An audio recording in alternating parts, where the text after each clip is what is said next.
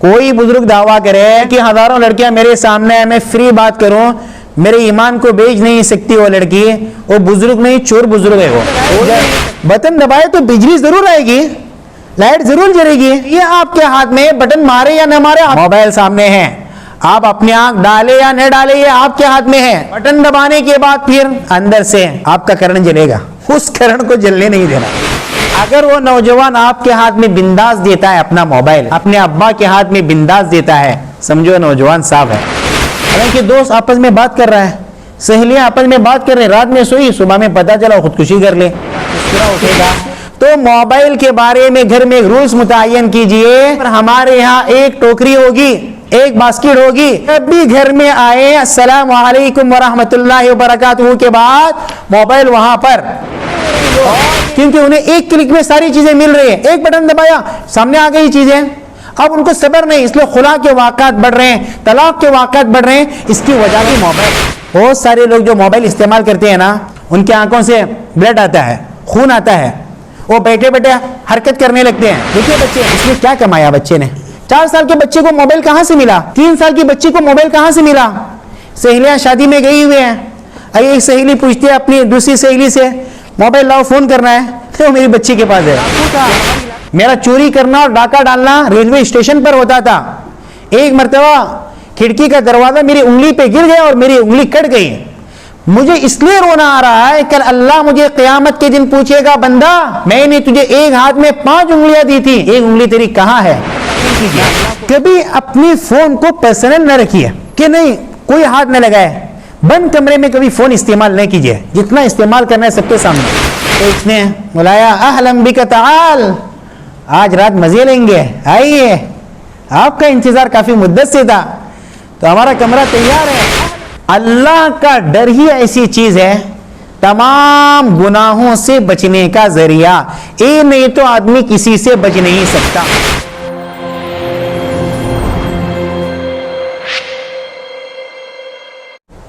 अस्सलामु अलैकुम वरहमतुल्लाहि वबरकातुह। अल्हम्दुलिल्लाहि रब्बिल आलमीन वस्सलातु वस्सलामु अला सय्यिदिल मुरसलीन ख़ातमिन नबिय्यीन मुहम्मदिन व आलिहि व सहबिहि अजमईन व मन तबिअहुम बि इहसानिन व दअा बिदअवतिहिम वस्तन्ना बिसुन्नतिहिम इला यौमिद्दीन। अम्मा बअदु फ़अऊज़ु बिल्लाहि मिनश शैतानिर रजीम। बिस्मिल्लाहिर रहमानिर रहीम। इअलमू अन्नमल हयातुद दुनिया लअिबुन व लहव व ज़ीनतुन व तफ़ाख़ुरुन बैनकुम व तकाथुरुन फ़िल अमवालि वल औलाद। वक़ाल नबी सल्लल्लाहु अलैहि वसल्लम हुफ़्फ़तिल जन्नतु बिल मकारिह व हुफ़्फ़तिन नारु बिश्शहवात औ कमा क़ाल अलैहि सलातु वस्सलाम। मेरे दोस्तों,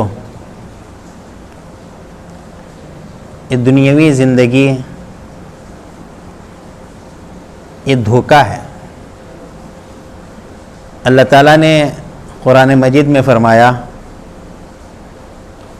कि दुनियावी ज़िंदगी लइबु व लहव, खेल कूद है, वज़ीना बनना संवरना, व तफ़ाख़ुरुन बैनकुम आपस में एक दूसरे पर फ़ख्र करना, व तकाथुरुन फ़िल अमवालि वल औलाद माल और औलाद के सिलसिले में कसरत बताना।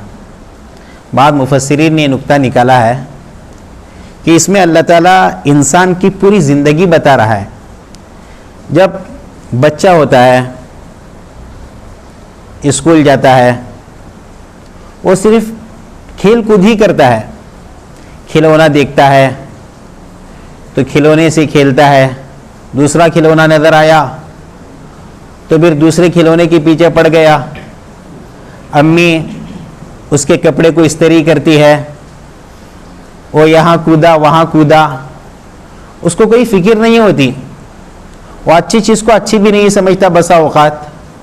तो ये बचपने में ये हालत होती है, हम तमाम की यही हालत थी। जब फिर जवान होता है तो फिर स्टाइल मारना, इसको कहा जीनत, अपनी बॉडी, अपनी ताकत, फिर अपने बाल को संवारना, अपने कपड़ों को संवारना, अलग अलग फैशन के कपड़े पहनना, एक से बढ़ के एक लिबास पहनना। आमतौर पे जवानी की ये हालत होती है जब आदमी कॉलेज लाइफ में जाता है, फिर कमाने शुरू करता है, तो उसकी सारी कोशिश ये होती है कि दुनिया में सबसे खूबसूरत वही नज़र आए और उससे बड़ा खूबसूरत कोई नहीं है दुनिया में। बसा औक़ात नमाज़ों में वो सजदे की तरफ नहीं देखता, अपने कपड़ों को देखता है। सजदे में जाता है, जाते हो अपने बाल संवारता है। अगर नमाजी के सामने कोई आईना अगर उसको नज़र आया तो उसमें अपनी शक्ल देखता रहेगा। ये नौजवानों की हालत है। वो यही समझता है कि दुनिया में उससे खूबसूरत कोई नहीं है। फिर उसके बाद आगे बढ़ता है इंसान, शादी होती है, शादी होने के बाद बच्चे होते हैं, फिर बच्चों के बच्चे होते हैं, नाना दादा बनता है, नानी दादी बनती है। फिर क्या करता है, लोगों के सामने तस्कीरे, मुझे इतने लड़के मिले, मेरे पास इतने बंगले हैं, मेरे बेटा यहाँ कमाता है, इतनी इतनी बिल्डिंगें हैं। ये आम तौर पे दुनिया में ऐसा ही होता है। नतीजा ये होता है सोचते सोचते उसकी मौत आती है। अल्लाह ने जो बातें बयान की है कि नौजवान सिर्फ ज़ेबो ज़ीनत के पीछे पड़े हुए होते हैं, वज़ीना। अब इसके लिए हम लोग गौर करें, हमारे सर से लेकर पैर तक, मैं मेजॉरिटी बयान कर रहा हूं, अक्सर नौजवान किस में आप गौर करें, हमारे सर के बाल कैसे हैं। हम सोचें, अल्लाह के नबी सल्लल्लाहु अलैहि वसल्लम ने उस ज़माने में फरमाया था, आज से 1450 साल पहले, लतत्तबिउन्न सनन मन कान क़ब्लकुम, तुम अपने से पहले वालों के तरीके पे ऐसे चलोगे कि अगर वो लोग गोह की बिल में घुस जाए, गोह को आपने देखा होगा, हमारी नवायती में उसको गोरान बोलते हैं, गोरान के बिल में कोई जा सकता है, गोह के बिल में अगर वो लोग घुस जाएं तो तुम भी उनके पीछे घुसने लगोगे। साहबा ने पूछा, अल्लाह के नबी सल्लल्लाहु अलैहि वसल्लम, वो यहूद व नसारा होंगे जिनके पीछे मुसलमान चलेंगे, नौजवान चलेगा? अल्लाह के नबी सल्लल्लाहु अलैहि वसल्लम ने फरमाया, फिर कौन होगा? तो आज इस हादिस की रोशनी में हम देखें, मगरिब के लोगों ने दरमियान के बाल छोड़े, किनारे के बाल निकाले, अच्छा लगे अच्छा न लगे, हमारे नौजवानों के बाल ऐसे है या नहीं? यह अलग बात है, वो बंदर की तरह लगता है। अब गौर कीजिए, अगर सहाबा वापस आकर देखे तो शायद इनको इंसान न बताए, पहचानेंगे भी नहीं, हम लोगों को देखकर आदत बन गई है। आप देखिए, उनके मगरिबी तहजीब याफ्ता लोगों ने अपना अच्छा खासा पैंट था, उसको उन्होंने घुटने से फाड़ दिया। हम जब छोटे थे, हमारे घर में जब पुराने कपड़े जमा किए जाते थे गरीबों को देने के लिए, तो उसमें हमको बहुत सारे ऐसे पैंट नज़र आते थे जो बच्चे गिरने की वजह से उसका घुटना फटा हुआ है। और आज हमारे नौजवान इतने आगे बढ़ गए बुराई में, उसी को तलाश कर कर के पहनते हैं, है या नहीं? हम लोग गौर करें, नबी सल्लल्लाहु अलैहि वसल्लम ने जो बातें बयान की थी सारी बातें सही हो रही और सही यकीनन होगी, क्योंकि नबी सल्लल्लाहु अलैहि वसल्लम ने एक भी बातें अपनी तरफ से बयान नहीं फरमाई, सारी बातें अल्लाह की तरफ से बयान फरमाई। नौजवानों की मोबाइल गैलरी चेक कीजिए, अगर वो नौजवान आपके हाथ में बिंदास देता है अपना मोबाइल, अपने अब्बा के हाथ में बिंदास देता है, अपनी वालिदा के हाथ में बिंदास देता है, समझो नौजवान साफ है। अगर वो ज़रा सा झिझकता है, समझो दाल में कुछ काला है, उस काले को बाहर निकालना पड़ेगा। आप गैलरी चेक कीजिए, आप बताएंगे अक्सर नौजवानों की गैलरी में क्या है, वो आपको मोबाइल बताएगा। इसीलिए आजकल बहुत सारे लोग आए हैं, एक तो डायल करने के लिए अलग लोग, फिर उसकी गैलरी में जाने के लिए अलग लोग, व्हाट्सएप का अलग, उसका पासवर्ड अलग होता है, फिर फेसबुक का पासवर्ड अलग, अलग अलग पासवर्ड। ये नौजवान अपने आप को क्यों छुपा रहे हैं? तो मुझे बताइए, नौजवानों की गैलरी बता देगी आपको ये नौजवान कैसा है, इसके ख्वाबों में क्या आता है। नौजवान बाथरूम में जा रहा है, अपने साथ मोबाइल लेकर जा रहा है, रात में सो रहा है, उसका आहिस्ता से चादर उठाकर देखिए कभी अगर हिम्मत है तो चादर में सारी दुनिया नजर आएगी। और ये भी बात बयान फरमाई थी नबी सल्लल्लाहु अलैहि वसल्लम ने, चंद लोग ऐसे आएंगे तिहामा पहाड़ जैसी नेकियां करेंगे। तिहामा के पहाड़ बड़े मशहूर हैं। अभी चंद दिन पहले आप जिस पहाड़ पर चढ़ गए थे, शायद आज भी वो पहाड़ ख्वाबों में आता होगा। हालत खराब हो गई थी ना, 1 घंटा, किसी ने 2 घंटा लिया पहाड़ पे चढ़ने के लिए। और जो माशाल्लाह रोजाना चलने के आदि हो, शायद उनको एहसास भी नहीं हुआ। बाद लोग तो आज भी आपको लंगड़ते हुए नजर आएंगे। 5-6 दिन हो गए शायद, पीर के दिन पहाड़ पे जाना हुआ था, इतना बड़ा सफर। हमें ताज्जुब लगा, कोई 1 घंटा ताखिर से पहुंच रहा है। और हमने चंद दिन पहले एक आदमी को देखा लंगड़ रहा था, हमें तो ऐसा ही लगा वो पहाड़ की बरकत होगी। अल्लाह के नबी सल्लल्लाहु अलैहि वसल्लम ने फरमाया कि हम पहाड़ जैसी नेकियां लाएंगे, लेकिन अल्लाह के नबी सल्लल्लाहु अलैहि वसल्लम ने क्या फरमाया, फयजअलुहल्लाहु हबाअम मंसूरा, एक नेकी भी अल्लाह के पास कबूल नहीं। अल्लाह ताला इन तमाम नेकियों को उठाकर फेंक देगा। यहां तक फरमाया उस हदीस में अल्लाह के नबी सल्लल्लाहु अलैहि वसल्लम ने, जैसे तुम सहाबा रातों की नमाजें पढ़ते हो, तहज्जुद पढ़ते हो, ऐसे तुम्हारे बाद आने वाले वो लोग भी और नौजवान भी तहज्जुद भी पढ़ेंगे, रातों में इबादत करेंगे, जैसा हमारे यहाँ एहतिकाफ में होता है। माशाअल्लाह नौजवानों की बड़ी भीड़ होती है, अल्लाह उनको इस्तिकामत दे, बड़ी अच्छी बात है, एक माहौल। लेकिन अल्लाह के नबी सल्लल्लाहु अलैहि वसल्लम ने फरमाया, इन तमाम तहज्जुद को, रात भर कुरान पढ़ने को, नवाफिल की कसरत करने को, माँ बाप की खिदमत करने को, गरीबों फकीरों मोहताजों को खिलाने को, यतीमों की फिक्र करने को, ये सारे सवाब अल्लाह उसको उठाकर फेंक देगा, मुझे जरूरत नहीं नेकियों की। हज़रत सौबान रज़ियल्लाहु ने फौरन पूछा अल्लाह के नबी सल्लल्लाहु अलैहि वसल्लम, वो कौन लोग होंगे? ताज्जुब हुआ, आपको भी ताज्जुब हो रहा है, इतनी ज्यादा नेकियां, लेकिन अल्लाह उठाकर फेंक देगा, एक भी नेकियां कबूल नहीं। तो अल्लाह के नबी सल्लल्लाहु अलैहि वसल्लम ने फरमाया,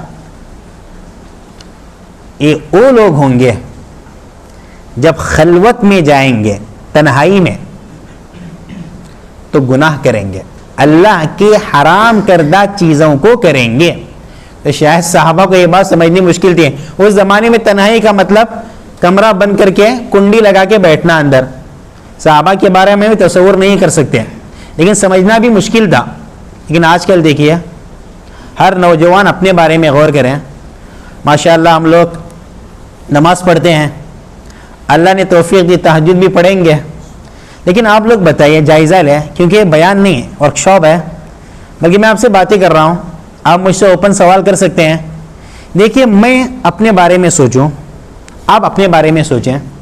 अगर मैं बंद कमरे में हूँ, मुझे कोई देखने वाला नहीं, न मेरे अब्बा मुझे देख रहे हो, मेरे अम्मी मुझे देख रही हो, मेरे भाई बहन मेरे करीब हो, कोई देख नहीं रहा है, मेरे हाथ में मोबाइल हो और मोबाइल की स्क्रीन ओपन करूं और वहाँ किसी लड़की की तस्वीर आए, मैं अपना जायज़ा लूँ, मैं उन लड़की की तस्वीर देखूंगा या नहीं देखूंगा, इसको कहते हैं खलवत।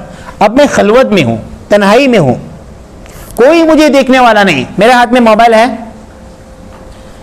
कोई मुझे लिफ्ट दे रही है, मैं उसको जवाब दूं तो इसका मतलब मैं तन्हाई का गुनाह कर रहा हूं। कोई मुझे कॉल कर रही है, अगर मैं उसके कॉल का जवाब दूं, इसका मतलब क्या है? मैं तन्हाई का गुनाह कर रहा हूं, मेरी सारी तहज्जुद ज़ाया। ये अल्लाह के नबी सल्लल्लाहु अलैहि वसल्लम ने बयान फरमाई थी ये बातें।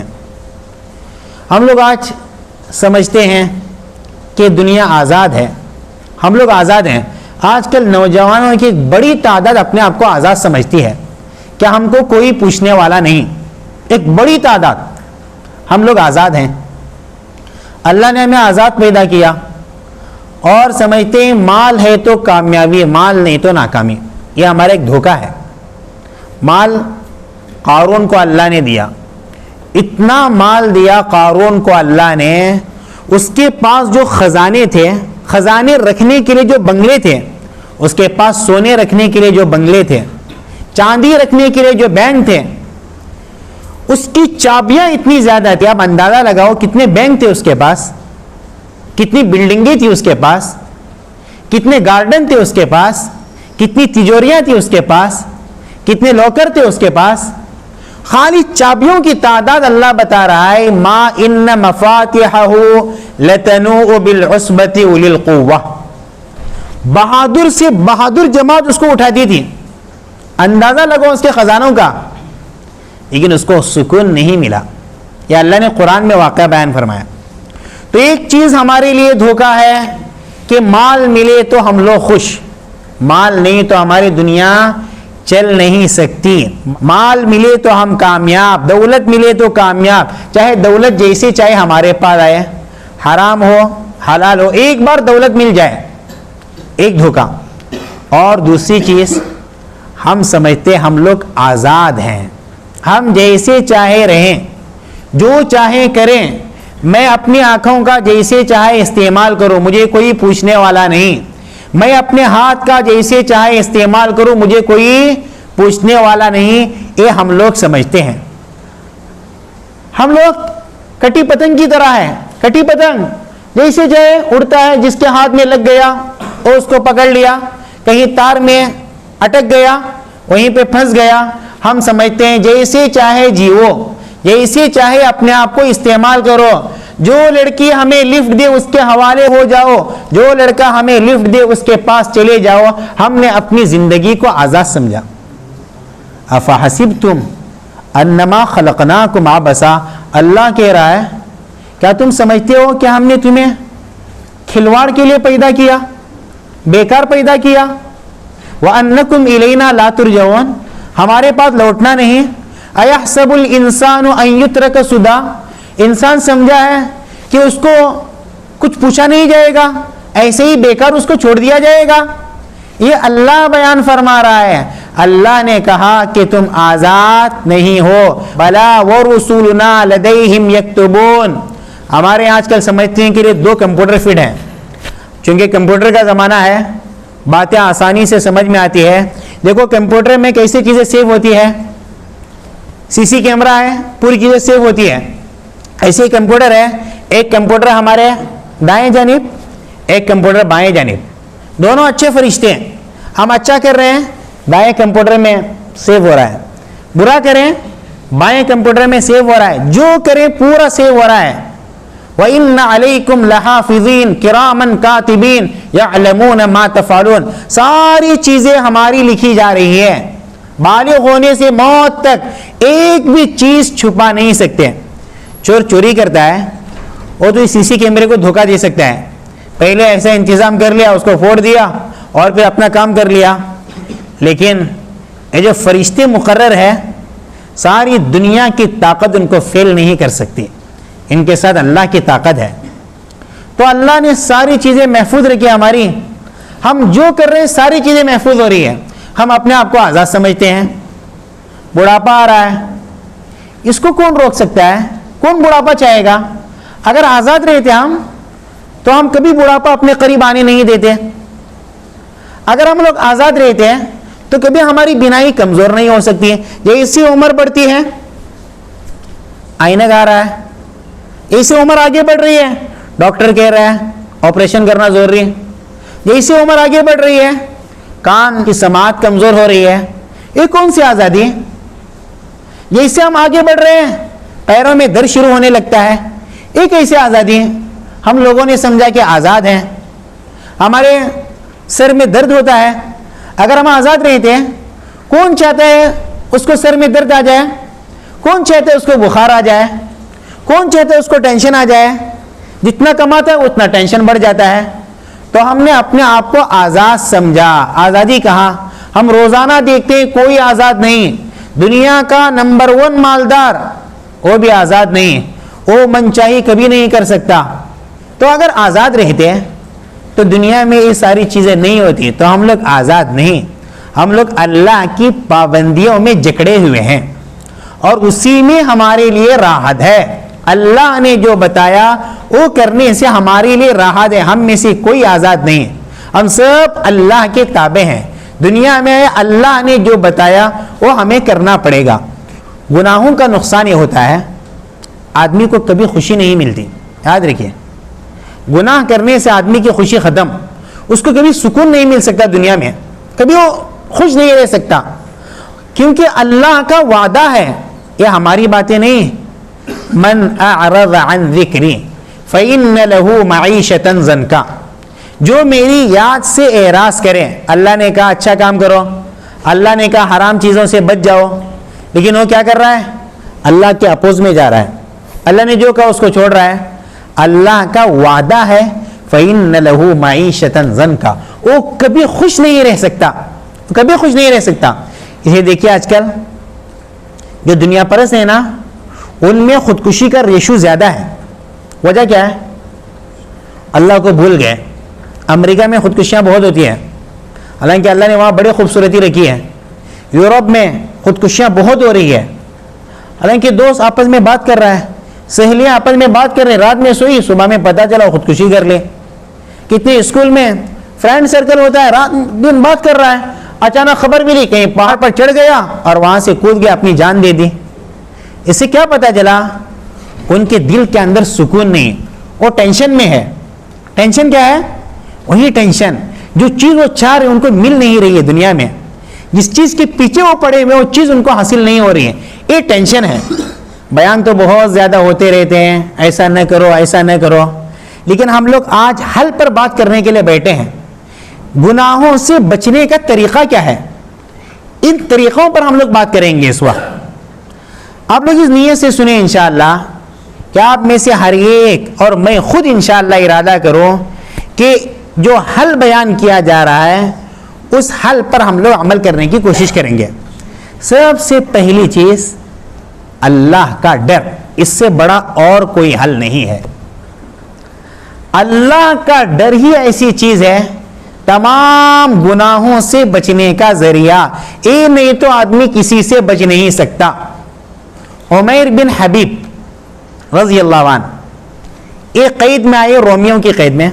रूमी 10 मुसलमान थे, रोमियों ने पकड़ लिया, पकड़कर 9 मुसलमानों को शहीद किया।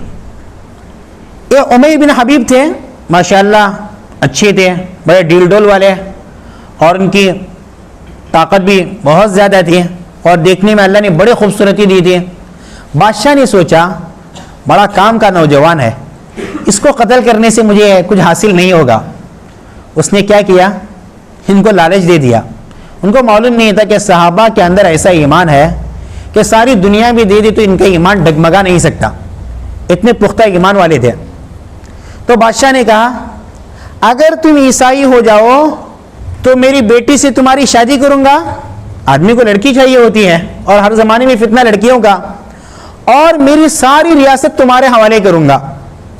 तो उमैर बिन हबीब ने कहा बादशाह तुम्हारी सारी रियासत नहीं, सारा मुल्क अरब और तुम्हारा सारा मुल्क रूम मुझे दे दो, मैं पलक झपकने के लिए भी ईमान से हट नहीं सकता, जितनी चाहे कोशिश करो। साफ बता दिया, कुछ भी करो कुछ नहीं हो सकता मेरा, अल्लाह पर मुझे भरोसा है, मैं अपने ईमान को बेच नहीं सकता।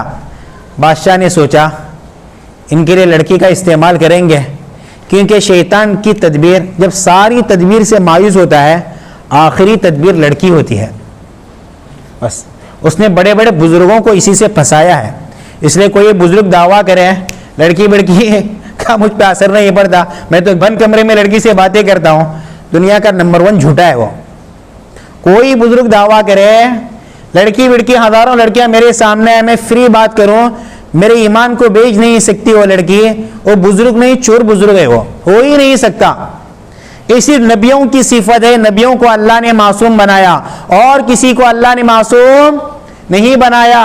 तो डॉक्टर क्या है? वो पहले इंसान है बाद में डॉक्टर है।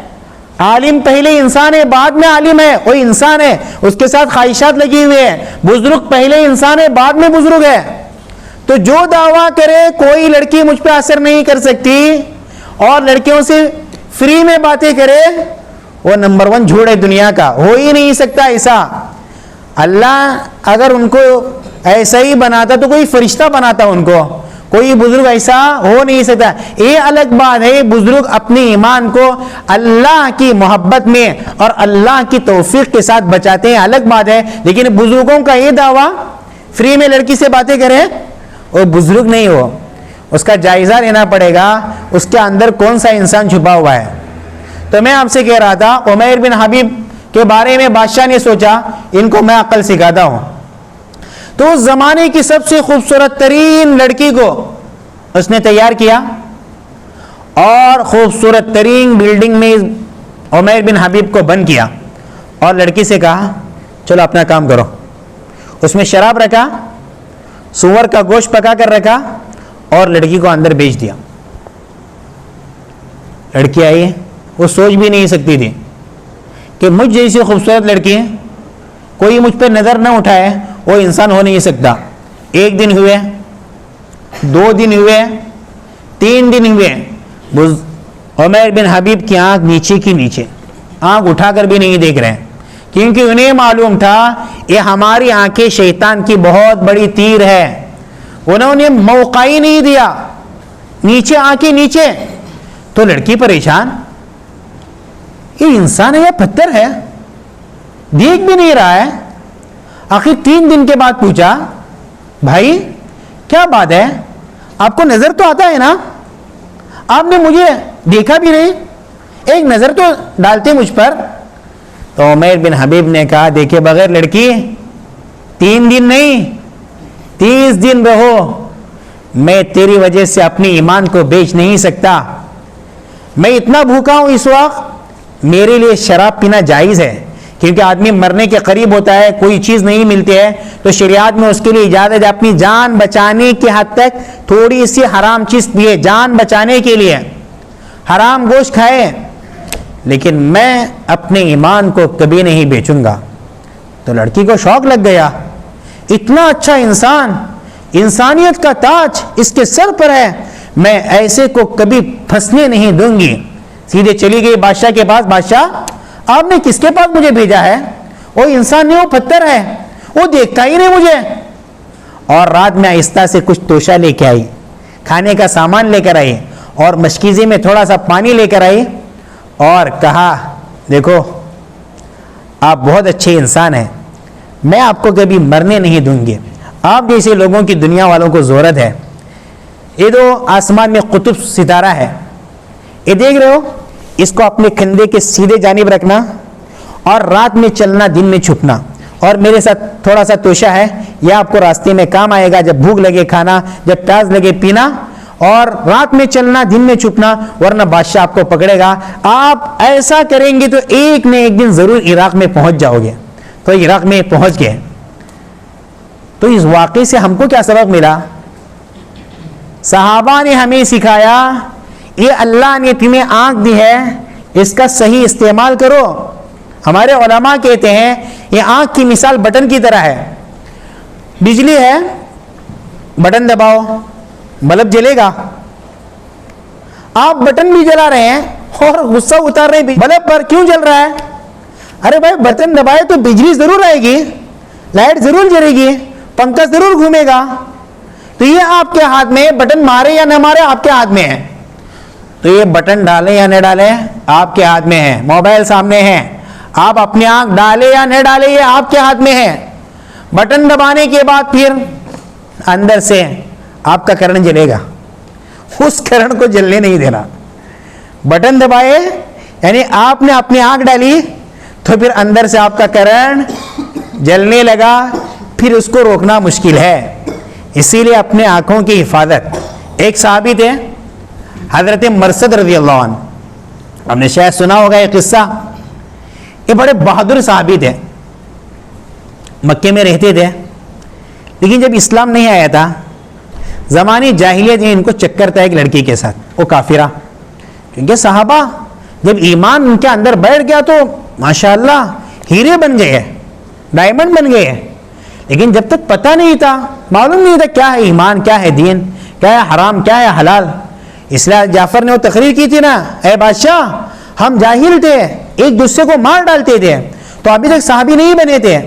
तो एक लड़की के साथ उनको क्या था, चक्कर था और बड़ी मोहब्बत थी आपस में।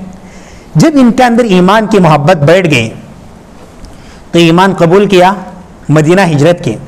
अब वो लड़की परेशान, इनाक काफिरा बड़ी परेशान, पता नहीं मेरा आशिक कहाँ चला गया, नज़र भी नहीं आ रहा है।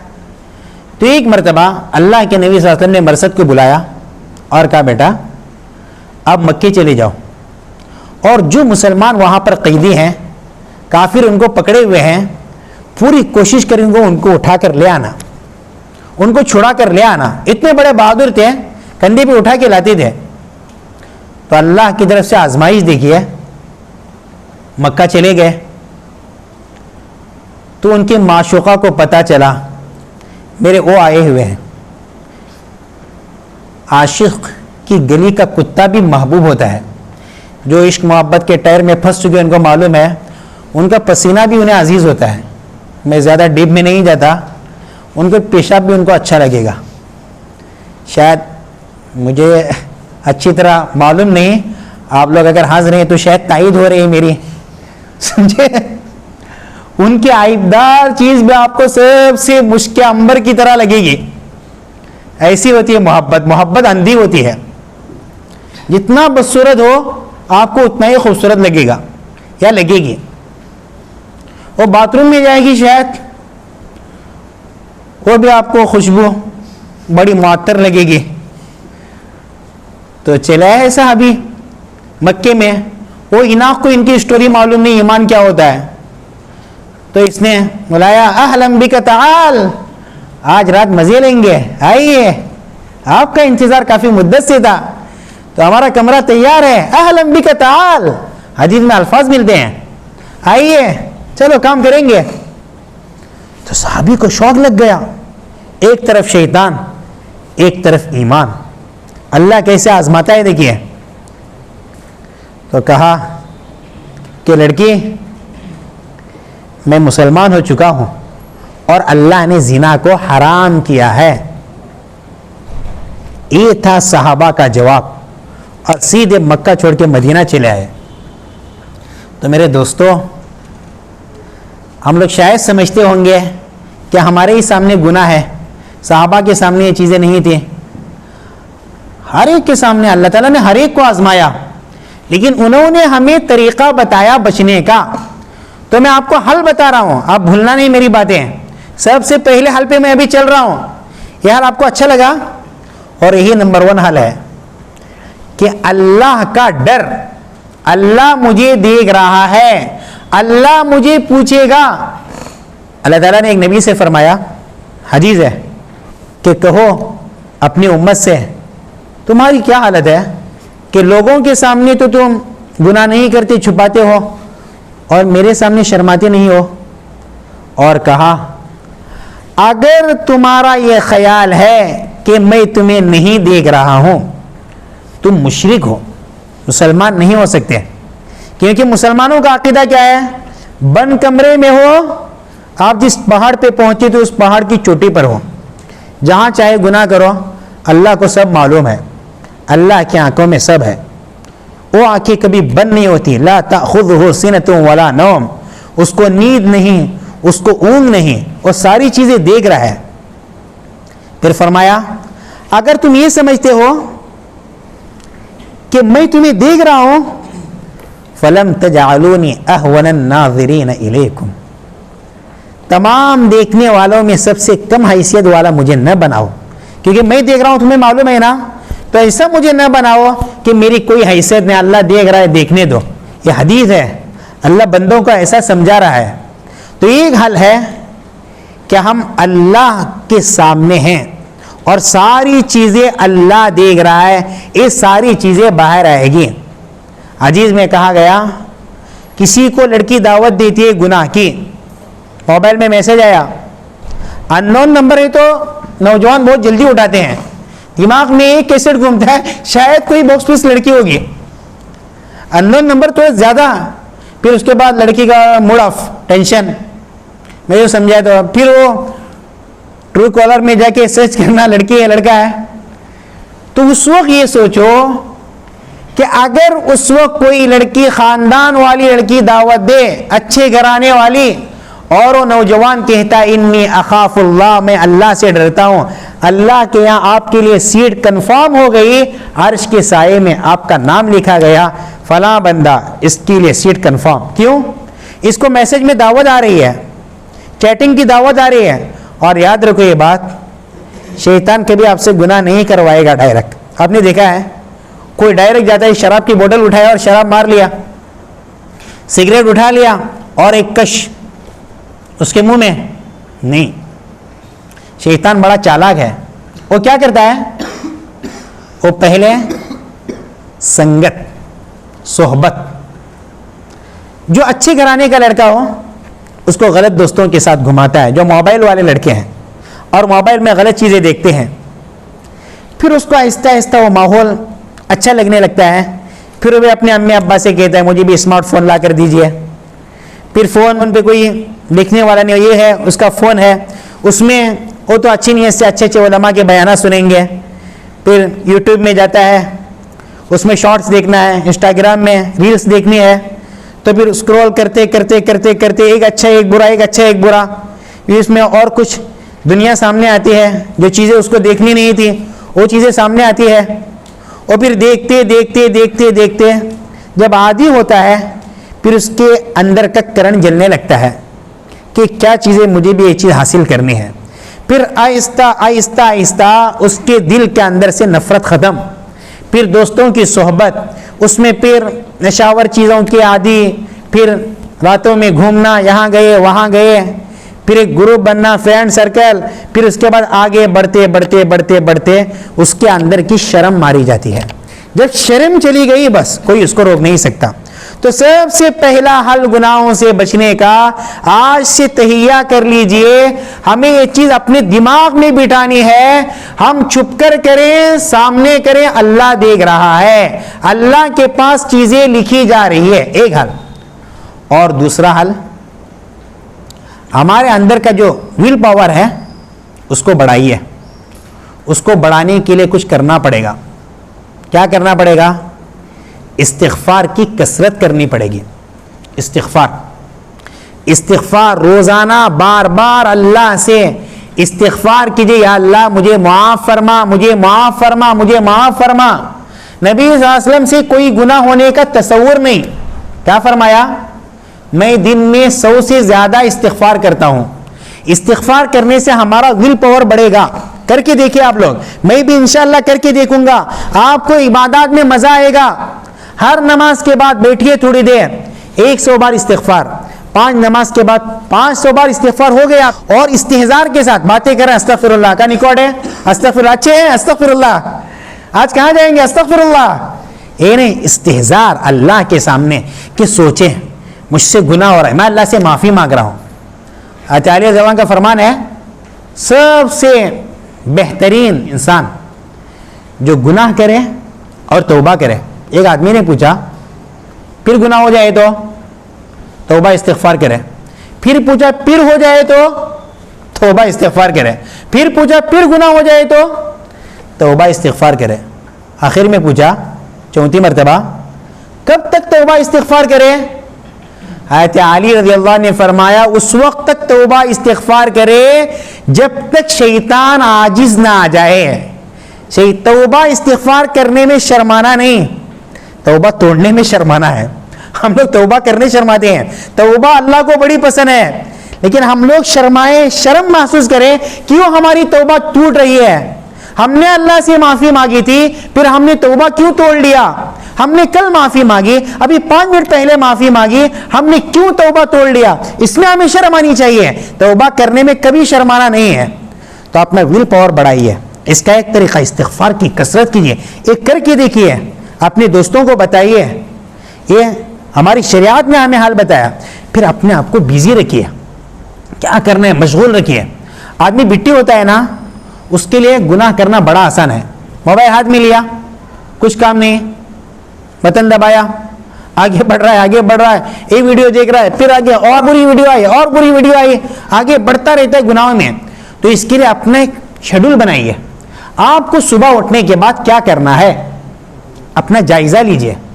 सुबह उठने के बाद अल्लाह ने तौफीक दी, तहज्जुद पढ़ी, फजर नमाज आपने पढ़ी, उसके बाद आपको फ़ोन लेना है या नहीं? फिर क्या करना है? स्कूल जाना है, कॉलेज जाना है, जॉब करना है, फिर उसके बाद घर आएंगे, फिर फ़ोन लेंगे या नहीं? अपना एक टाइम मुतय्यन कीजिए। शैतान को पट्टी पढ़ाइए। शैतान आपको बोलेगा कि ना अभी गुनाह कर लो, कल तौबा कर लेंगे। आमतौर पे शैतान यही पट्टी पढ़ाता है। क्या बताता है? अभी गुनाह कर लो, अभी लड़की से बात कर लो, अभी चैटिंग कर लो, अभी फला होटलों में चले जाओ, अभी एक कश ले लो, बाद में देख लेंगे। आप लोग शैतान को यूं पगड़ी पहनाओ कि तू हमें टोपी पहना रहा है, हम तुझे पगड़ी पहनाते हैं कि शैतान आज मैं अच्छा काम कर लूँगा, कल का कल देख लूँगा, आज मैं अच्छा काम कर लूँगा, अभी भी मुझे अच्छा काम करने दे, कल तेरी बात मानना है तो देख लेंगे। फिर जब कल आएगा तो शैतान को बताओ वो कल अभी आया नहीं, मेरा आज ही है, आज मैं अच्छा काम करूँगा। चंद दिन करके देखो, आपको हिम्मत मिलेगी। आप लोगों ने अपने दिमाग में जो गोबर बिठाया था कि हम अच्छा काम कर ही नहीं सकते, ये गुनाह हमसे छूट नहीं पाएगा, आप गेप देकर हो गया नहीं। देखो आप लोग मेरी बातों की 100% तस्दीक करेंगे, शुक्रिया अदा करेंगे। आपने जो बताया था हमने कर लिया और हमारे लिए गुनाह से बचना आसान होगा। आजकल क्यों मुश्किल लगता है? हम समझते हैं मैं उसको छोड़ नहीं सकता, मैं फिल्म छोड़ नहीं सकता, मैं वो मूवीज छोड़ नहीं सकता। और याद रखिए, फिल्मों से हमारे अंदर जो बेहयाई पैदा हो रही है और किसी चीज से पैदा नहीं हो रही है। हमारे घर की तहजीब उजड़ रही है, बदतहजीबी आ रही है हमारे घरों के अंदर फिल्मों से, क्योंकि फिल्म हमारे घर के अंदर आ गई, सारी चीजें हमारी बिगड़ गई। तो आप लोग इरादा करें मैं आज फिल्म नहीं देखूंगा, ज्यादा गेप नहीं देना, शैतान के सामने बोलना एक दिन गेप देना, फिर कल आने के बाद क्या बोलना, आपको हिम्मत मिलेगी कल मैं बच सका, आज क्यों नहीं बच पाऊंगा। फिर परसों आएगा, 2 दिन बचना मेरे लिए आसान है, तीसरे दिन बचना आसान नहीं है। फिर देखिए आपके इबादत के अंदर मजा आएगा, अल्लाह आपको तौफीक देगा। तो ये मैं हल आपके सामने बोल रहा हूं, एक्सरसाइज कीजिए, वर्जिश कीजिए, आपका विल पावर बढ़ेगा, अंदर से आपके अंदर ताकत पैदा होगी। अच्छी ग़िज़ा खाने से, अच्छे दोस्तों के साथ बातें कीजिए। जब रात में तन्हाई में हो, आपको फिर गुनाह करने का जी करे, आपने माशाअल्लाह 16 घंटे गुनाह नहीं किया, आपने मोबाइल में गलत चीज नहीं देखी, ईशा के बाद सोने के लिए गए थे, बहुत याद आने लगी, बहुत याद आने लगे। आप उस वक्त किसी अच्छे दोस्त को कॉल लगाना, कह दो सांगवा मका मुझे कुछ बताइए, बहुत याद आ रही है। उससे क्या होगा, आपको आपका दोस्त हिम्मत देगा। किसी अपने मौलाना को कॉल लगाई है, मौलाना ऐसा ऐसा मेरा जी कर रहा है, इसी मन जाते ऐसे मका, कह दो सांगा मौलाना ऐसा, वहाँ की बातें बता कर आपको हिम्मत देंगे। तो माशाअल्लाह आपके 24 घंटे गुनाहों से पाक होकर गुजरे। आप इरादा कीजिए और अपना जायजा लीजिए। ये जो मैंने 2-3 तरीके बयान किए आपके सामने, मैंने पहले ही बताया था, आज मेरा बयान नहीं है, क्योंकि बयान बहुत सुन चुके, मैं भी सुन चुका, आप भी सुन चुके। आज मैं सिर्फ उसका सॉल्यूशन बयान कर रहा हूं आपके सामने, क्या करना है, कैसे बचना है। बाद में मुझसे आप लोग सवाल करना, अगर मेरी बातें जरा भी आपको खटकी तो मुझे बिंदास पूछना, मौलाना आप ये बता रहे, कहां से बता रहे, हमारी समझ में नहीं जा रहे, बिंदास बताना, मुझसे डिस्कशन करना इस मामले में। तो मैं आपसे बता रहा हूं ये हल है। सबसे पहला हल, अल्लाह हमें देख रहा है, ये आंख अल्लाह की अमानत मेरी चीज नहीं है, कल पूछेगा अल्लाह। अल्लाह न करे हमारी आंख किसी गलत काम में जाया होगी, हम क़यामत के दिन अल्लाह को मुंह नहीं दिखा सकेंगे। एक लड़का चोर था एक जमाने में, बेचारा, अल्लाह ने तौफीक दी। वो कैसे चोरी करता था, जब ट्रेन जाती थी तो ट्रेन जब चालू होती थी फिर रुकती नहीं है, तो फौरन किसी लड़की की पर्स मारता था, हजारों लाखों कमाया। एक मर्तबा वो जब पर्स मार रहा था, अल्लाह का करना ऐसा हुआ, इसके हिदायत मुकद्दर में थी, तो खिड़की उसके हाथ में गिर गई, भारी भरकम खिड़की का दरवाज़ा, और उसकी उंगली कट गई। अल्लाह ने इसे तौफीक दी, माशाअल्लाह, दावत तबलीग वाले इसके पास चले गए, राजी कर कर के 3 दिन के लिए इसको तैयार किया। उस जमात में जो आदमी शरीक थे, मौलाना अकबर शरीफ साहब बेंगलुरु के, उन्होंने खुद ये वाक़या बयान किया था कि हमारी जमात में था वो लड़का, रात में 2 बजे 3 बजे रोने की आवाज़ें आ रही है, लड़का बहुत रो रहा है, बहुत रो रहा है, बहुत परेशान हुए, क्या हुआ। पूछा बेटा अब इतना क्यों रो रहे हो, माशाल्लाह आप जमात में हैं, अल्लाह ने आपको तौफीक दी है। तो उस लड़के ने बताया मौलाना मैं चोर था, मैं डाकू था, मेरा चोरी करना और डाका डालना रेलवे स्टेशन पर होता था। एक मर्तबा खिड़की का दरवाजा मेरी उंगली पे गिर गया और मेरी उंगली कट गई। मुझे इसलिए रोना आ रहा है कल अल्लाह मुझे क़यामत के दिन पूछेगा बंदा मैंने तुझे एक हाथ में 5 उंगलियां दी थी, एक उंगली तेरी कहां है? मैं अल्लाह को क्या मुंह दिखाऊंगा? यह अल्लाह की अमानत थी, अल्लाह की अमानत मैंने जाया की, मैं अल्लाह को क्या जवाब दूंगा? अल्लाह यकीनन माफ करेगा, लेकिन उस बंदे की फिक्र देखिए। तो मेरे नौजवान दोस्तों और बच्चों, मैं सोचूं मेरी आंख अल्लाह की अमानत है, मेरा कान अल्लाह की अमानत है। अगर मेरे कान की समात खत्म हो जाए, सारी दुनिया के डॉक्टर मुझे समात नहीं दे सकते, मुझे बिनाई नहीं दे सकते। मेरा गुर्दा फेल हो जाए, सारे डॉक्टर मुझे गुर्दा नहीं दे सकते। आपने कभी सोचा है? तो एक चीज अल्लाह का इस्तेहजार, ये सारे अल्लाह की अमानतें जो अल्लाह ने हमें बिला मांगे बिन मांगे ये चीज दी है, उन चीजों को हम लोग जाया करें। तो एक चीज मुराकबा, अपना जायजा लेना अल्लाह से दुआ करते हुए। और दूसरी चीज मैंने कहा विल पावर बढ़ाइए, वर्जिश कीजिए, इस्तिग़फ़ार की कसरत कीजिए, अपना टाइम मुतय्यन कीजिए, इस टाइम मुझे क्या करना है। देखो आजकल हमारे नौजवान जितनी ज़्यादा इस मोबाइल से बिगड़ रहे हैं और किसी चीज़ से बिगड़ नहीं रहे। सबसे ज़्यादा दुनिया में इस वक्त जो इस चीज़ इस्तेमाल हो रही है नौजवानों के हाथों, वो है मोबाइल। अंदाज़ा लगाए, कभी जायज़ा लें सुबह से दूसरी सुबह तक कितने घंटे मोबाइल इस्तेमाल होता है। कभी आपने गौर किया है कि हम लोग 24 घंटे में कितना घंटे मोबाइल इस्तेमाल करते हैं? कभी जायज़ा ले लो, उसमें कितना टाइम हमारा अच्छा इस्तेमाल होता है, कितना टाइम बुरा इस्तेमाल होता है, इसका कभी जायज़ा ले लो। आपको अंदाज़ा होगा कि आप लोग एक बड़ा वक्त मोबाइल में इस्तेमाल कर रहे हैं। आपका मतलब आपने, हमारे नौजवानों की एक बड़ी तादाद इस वक्त मोबाइल को इस्तेमाल करती है। देखिए इससे बचने का तरीक़ा मैं आपसे बताता हूँ, हो सकता है आप में से किसी को ये तरीक़ा पसंद आया। देखिए मैं पढ़ रहा हूँ, अपनी पढ़ाई में मशगूल हूँ, मैंने सोचा कि मैसेज देखना है। 2 मिनट का मैसेज मैंने देखा, लेकिन मैं 2 घंटा पीछे चला गया, तो मेरी सारी तवज्जो मोबाइल के अंदर। फिर मुझे वो तवज्जो लाना मुश्किल है। जैसे एयर कंडीशन एसी होती है, आप एसी को बार बार बंद कर रहे हैं, चालू कर रहे हैं, बंद कर रहे हैं, चालू कर रहे हैं, तो एक एनर्जी ज़्यादा लेगी। तो ऐसे ही हमारी मिसाल, हम मोबाइल को देख रहे हैं, फिर पढ़ाई कर रहे हैं, फिर मोबाइल को देख लिया, तो आप 2 मिनट के बदले 2 घंटे पीछे जा रहे हैं। तो आप इरादा करो मुझे इतने टाइम से इतने टाइम मोबाइल को हाथ नहीं लगाना है। आज ये 6 इंच की जो चीज़ है ना, 6 बर-ए-आज़म को अपने अंदर समेट लिया और ख़ानदानों को दूर कर लिया। एक घर में देखिए, एक कमरे में अम्मी बैठी है, अब्बा बैठे हैं, भाई बैठे हैं, बहनें बैठी हुई हैं, और सब अमेरिका में पहुंचे हुए हैं। भटकल में, कोई अमेरिका में, कोई लंदन में, कोई जंगल में, कोई आप जहाँ गए उस पहाड़ पर पहुंचा हुआ है, कोई यहाँ पहुंचा हुआ है, कोई वहाँ, कोई कॉलेज में है।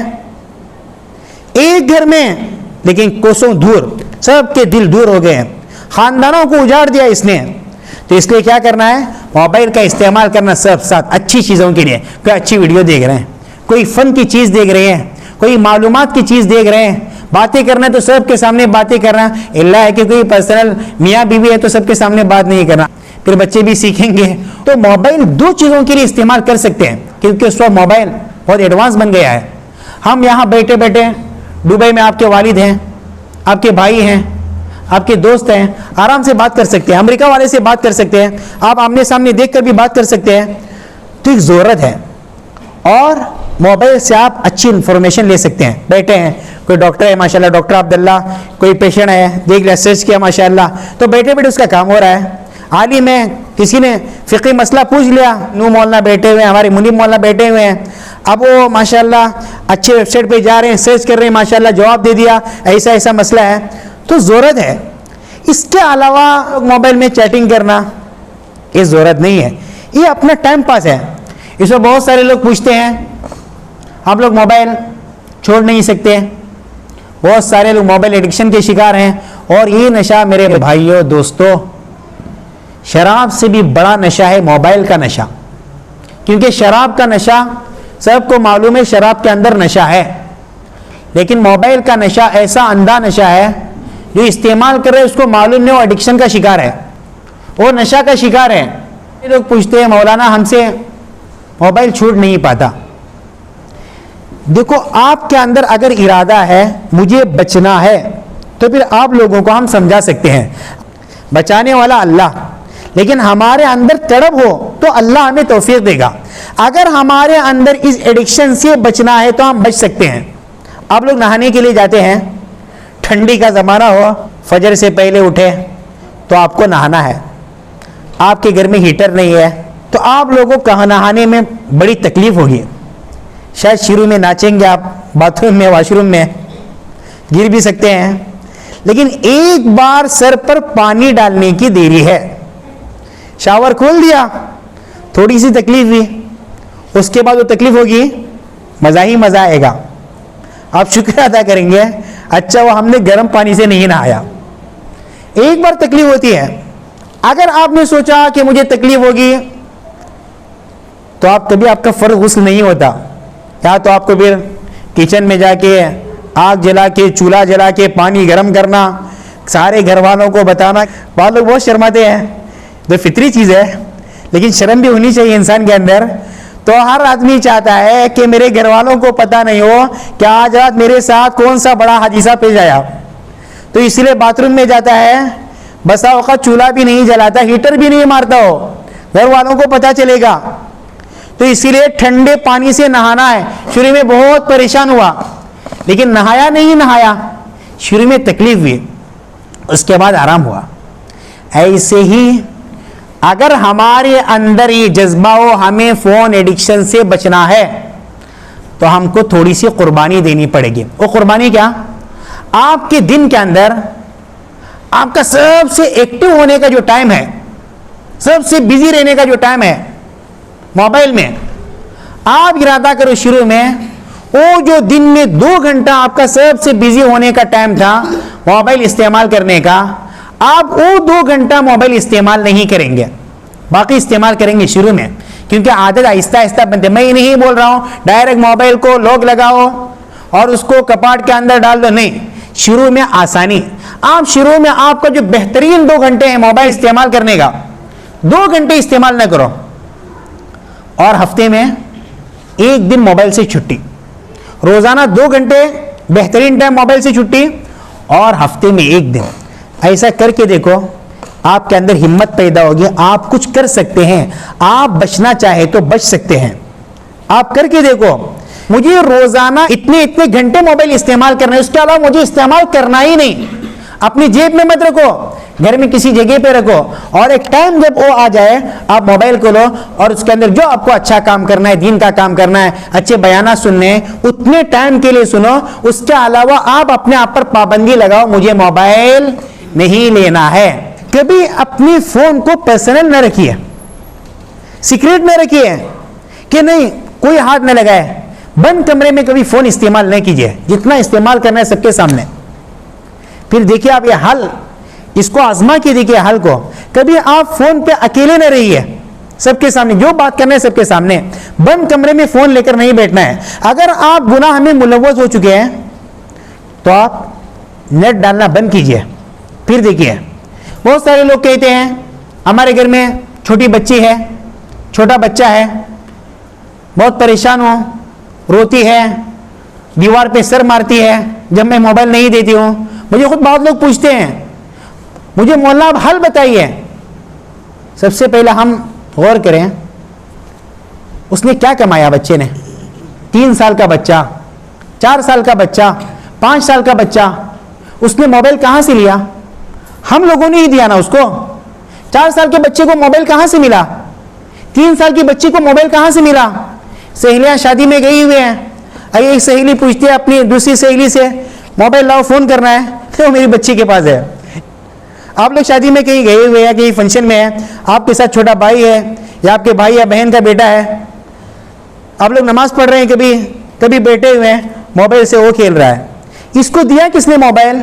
बच्चा बोलता है अम्मी मुझसे बात करो, अम्मी उसको फ़ोन उठा कर दे, बेटा फ़ोन देखो, अपना काम करो, मुझे सीरियल देखना है, मुझे फिल्म देखना है, मुझे कोई दूसरी एक्टिविटीज़ देखनी है। गलती माँ की है, गलती बाप की है, बच्चे की गलती नहीं। बच्चे को माँ बाप ने बिगाड़ा। माँ बाप को चाहिए था बच्चे के हाथ में मोबाइल न छोड़ें, वरना बच्चा क्या होटल में काम करता है, बच्चा जॉब करता है, बच्चा ऑनलाइन बिजनेस करता है, उसके पास मोबाइल कहाँ से आया? तो सबसे पहले हमारे हाथ से गलती हुई, माँ बाप ने बच्चे के हाथ में मोबाइल दे दिया। इसीलिए हम लोग क्या करें, नबी सल्लल्लाहु अलैहि वसल्लम जैसे अपने बच्चों को टाइम देते थे, हज़रत फातिमा रज़ियल्लाहु अन्हा जैसे ही घर में आती थी, हुजूर सल्लल्लाहु अलैहि वसल्लम उनके इस्तकबाल में खड़े होते, उनका हाथ पकड़ते, बोसा लेते, पहले हज़रत फातिमा को बिठाते, फिर बैठते। 6 बरे-आज़म का बोझ जिनके सर पर हो, लेकिन अपने बच्चों को टाइम दे रहे हैं। अब जो हुआ सो हुआ, दे ही दिए हैं, अब उसका हल क्या है? इसका बेहतरीन हल मैं आपके सामने बता रहा हूँ। आप भी इसको घर में शेयर कीजिए और दूसरों के साथ शेयर कीजिए इंशाअल्लाह। अभी बच्चा रोज़ाना 4-5 घंटे मोबाइल इस्तेमाल करने का आदी है। 5 साल का बच्चा हो, 15 साल का जवान हो, कभी कभार डर काम देता है। बच्चों को डराइए। आजकल देख रहे होंगे आप लोग, बहुत सारे लोग जो मोबाइल इस्तेमाल करते हैं ना, ये तहकीक है दुनिया की, इस वक्त उनकी आंखें ख़राब होती है, उनकी आंखों से ब्लड आता है, खून आता है, वो बैठे बैठे हरकत करने लगते हैं। देखिए बच्चे जो फ़ोन एडिक्शन के शिकार हैं, रातों की नींद नहीं उनकी, रात भर मोबाइल देखते हैं, फिर बीमारियां जन्म लेती है। 6 साल के अंदर बच्चा जो मोबाइल इस्तेमाल करता है, मुहक्किकीन कहते हैं उसकी याददाश्त कमज़ोर होती है। और फिर हमारे जो फ़ोन एडिक्शन का शिकार हैं, उनको मोटापा पैदा होता है, वो घर ही में बैठे रहते हैं, रिश्तेदारों से कट जाते हैं, वो किसी को कुछ समझते नहीं, वो सारी अपनी दुनिया मोबाइल को समझते हैं। मोबाइल में जो करना है मोबाइल में, वो बेसब्रे बनते हैं। इसलिए विश्व दुनिया में तलाक का रेशो बढ़ रहा है। क्यों? क्योंकि बेसब्रे हो रहे हैं लोग, उन्हें एक क्लिक में सारी चीजें मिल रही है, एक बटन दबाया सामने आ गई चीजें। अब उनको सब्र नहीं, इसलिए खुला के वाक़ात बढ़ रहे हैं, तलाक के वाक़ात बढ़ रहे हैं। इसकी वजह भी मोबाइल है। अब देखो हमारे पास चाकू है, चाकू ज़रूरत है या नहीं? चाकू ज़रूरत है, वरना आपको टमाटर बड़े बड़े खाने पड़ेंगे। आप जब दाल पिएंगे, गोश्त खाएंगे, लगेगा दाल नहीं, वो कस्टर्ड फ्रूट है, वो बड़े बड़े टुकड़े आपको मिलेंगे, चाकू नहीं आपके पास। तो चाकू ज़रूरत है। टमाटर काटते हैं, प्याज काटते हैं, उससे गाजर काटते हैं, मूली काटते हैं, आपको कोई डांट नहीं सकते। चाकू आपने क्यों रखा? क्योंकि चाकू ज़रूरत है।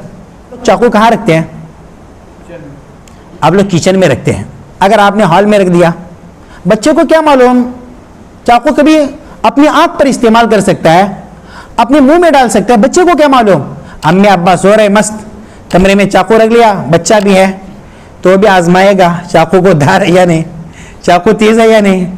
तो आप चाकू जहां रखना है वहीं रखना। तो आप ज़रूरत को ज़रूरत के हद तक इस्तेमाल करना।